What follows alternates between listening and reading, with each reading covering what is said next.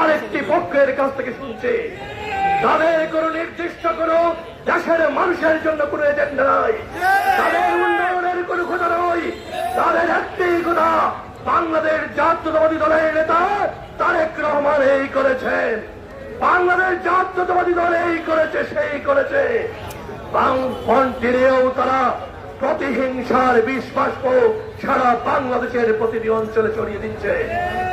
সংগ্রামে উপস্থিতি আমরা ধৈর্য ধারণ করছি। প্রতি মুহূর্তে জনাব তারেক রহমান থেকে শুরু করে বাংলাদেশের প্রত্যেকটি নেতৃবৃন্দের চরিত্র গঠনের প্রতিযোগিতায় নেমেছে। আমরা পারতাম ডক্টর শফিক সহ অনেকের বিরুদ্ধে কথা বলতে, কিন্তু আমাদের নেতা তারেক রহমান বলেছেন আমরা রাজনীতি করছি বাংলাদেশ গড়ার রাজনীতি, আমরা সেই প্রতিহিংসার রাজনীতি আর বাংলাদেশে ফিরিয়ে আনতে চাই না, তাই আমরা সেই দিকে যাচ্ছি না।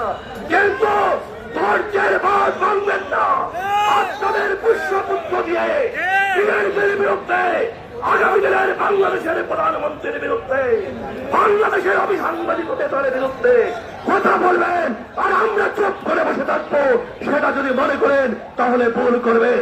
পরিশেষে আপনারা সবাই একে একে করে সবাই লাইন ধরে ফজরের নামাজের আগ থেকে সবাইকে সম্পৃক্ত করে আমরা লাইন ধরা প্রয়োজন আছে। এইটার জন্য আপনারা কি প্রস্তুত? আপনারা মনে করবেন না আমাদের যে প্রার্থী যাকে দেওয়া হয়েছে তার সবথেকে বড় গুণটা হলো তিনি আমাদের প্রিয় নেতা আগামী প্রধানমন্ত্রী জনাব তারেক রহমান সাহেবের আস্থাভাজন হিসেবে পরিচিতি অর্জন করেছে। তাহলে আমাদের ইজ্জতটা, আমাদের সম্মানটা আমরা যদি রক্ষা করতে চাই, তাহলে তারেক রহমানের সম্মানটাকে রক্ষা করতে চাইলে আমাদের ক্যান্ডিডেট জনাব অ্যাডভোকেট ইমরান আহমদ সাহেবকে বিজয় করাটা প্রয়োজন আছে।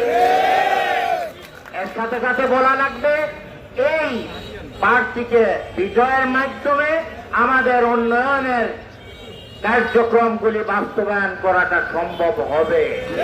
আজকে আমরা নদী ভাঙ্গন, রাস্তা, বিভিন্ন অসুবিধাগুলি আমরা দীর্ঘ 17-18 বছর থেকে আমরা কিন্তু নির্যাতিত ছিলাম।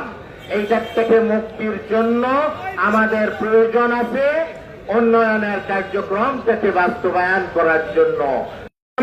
আগামী 12 তারিখ আমরা ইনশাল্লাহ আমরা ইমরান আহমদ চৌধুরীর উপর বলার দানের শীষের মালা আমরা ফলাবো। আমার বক্তব্য এখানে শেষ করছি। আল্লাহ হাফেজ। বাংলাদেশ জিন্দাবাদ।